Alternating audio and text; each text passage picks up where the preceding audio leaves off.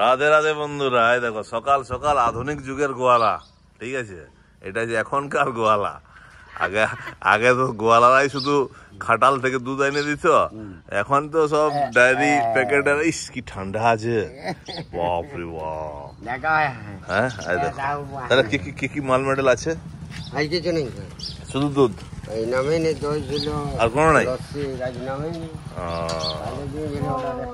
তাহলে শুধু দুধ, দই ইয়া থাকে, দই আর ইয়া লস্যি। আচ্ছা নামে নেই।